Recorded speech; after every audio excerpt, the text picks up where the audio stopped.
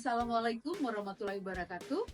Halo anak-anak, perkenalkan Ibu Desi Yulistiani dari SMA Negeri 2 Kota Bengkulu.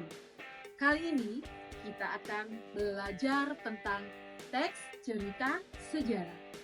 Ada yang tahu apa itu teks cerita sejarah? Mari kita belajar bersama Ibu Desi. Penting yang terjadi di masa lalu dan menjadi sejarah dapat dikisahkan kembali dalam bentuk karya sastra.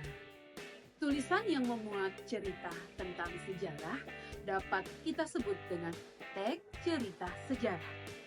Teks tersebut dapat mengisahkan peristiwa sejarah dengan lebih nyata dengan penggambaran karakter tokoh-tokoh yang terlibat di dalamnya.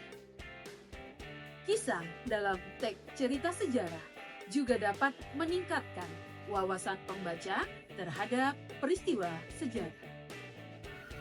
Pengertian teks cerita sejarah. Teks cerita sejarah merupakan kisah imajinasi yang ditulis dengan tokoh atau latar sejarah yang benar-benar terjadi. Meskipun imajinatif, teks ini tetap memuat sejarah yang faktual sebagai latar belakang dan beberapa unsur lainnya. Karakteristik teks cerita sejarah. Teks cerita sejarah berbeda dengan teks sejarah. Teks sejarah ditulis berdasarkan kejadian atau peristiwa yang benar-benar terjadi dan berlangsung di masa lalu. Teks cerita sejarah berdasarkan imajinasi yang ditulis dengan tokoh atau latar sejarah yang benar-benar terjadi atau faktual, tetapi hanya digunakan untuk latar belakang dari beberapa unsur lainnya.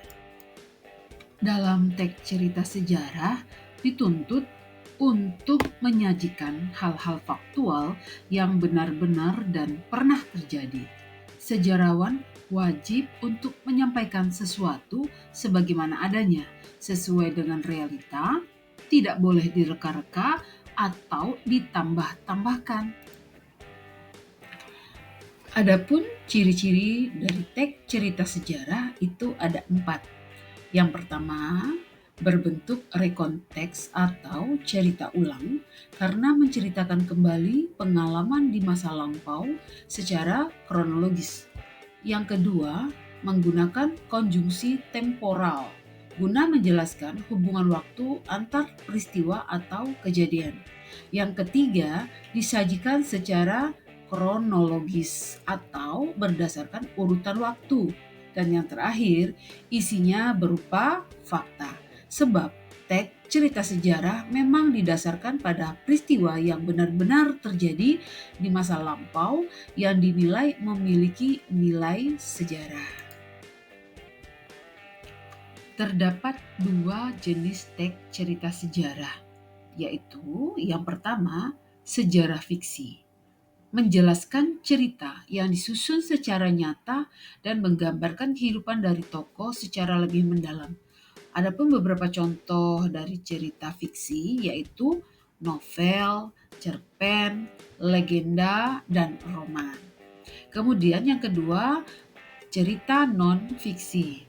Cerita non-fiksi tersusun secara faktual dan sifatnya objektif, di mana sejarah non-fiksi ini mendapatkan kehidupan sesuai data dan fakta. Adapun beberapa contoh dari sejarah non-fiksi yakni biografi, autobiografi, cerita perjalanan, dan juga catatan sejarah. Struktur teks cerita sejarah ada 6, yaitu yang pertama disebut sebagai abstrak, di mana merupakan pengenalan situasi cerita, proses di mana penulis mulai memperkenalkan latar belakang baik itu waktu, tempat, dan lokasi dari suatu peristiwa. Kemudian yang kedua itu disebut sebagai orientasi atau pengungkapan peristiwa. Di bagian ini mengungkapkan peristiwa atau kejadian awal yang berpotensi menimbulkan berbagai masalah, pertentangan, atau kesukaran yang menghadang tokoh, terutama tokoh utama. Yang berikutnya disebut sebagai komplikasi, di mana terjadinya konflik, terdapat proses di mana terjadi peningkatan masalah atau munculnya konflik. Berikutnya itu disebut sebagai klimaks, yaitu puncak dari konflik. Bagian yang paling mendebarkan, menghebohkan, dan memuncak dari masalah yang dihadapi oleh tokohnya. Kemudian mulai masuk kepada proses yang disebut sebagai resolusi, yaitu penyelesaian. Bagian ini adalah akhir dari cerita yang berisi pengungkapan bagaimana tokoh utama dan tokoh lainnya menyelesaikan berbagai permasalahan yang menimpanya. Dan yang terakhir itu disebut dengan koda, merupakan komentar yang membahas kembali isi semua peristiwa dan perilaku tokoh yang terlibat. Nah, bagaimana? Sudah paham dengan pembelajaran kita tadi? Baiklah, sampai jumpa lagi dengan Ibu Desi di pembelajaran selanjutnya. Wassalamualaikum warahmatullahi wabarakatuh.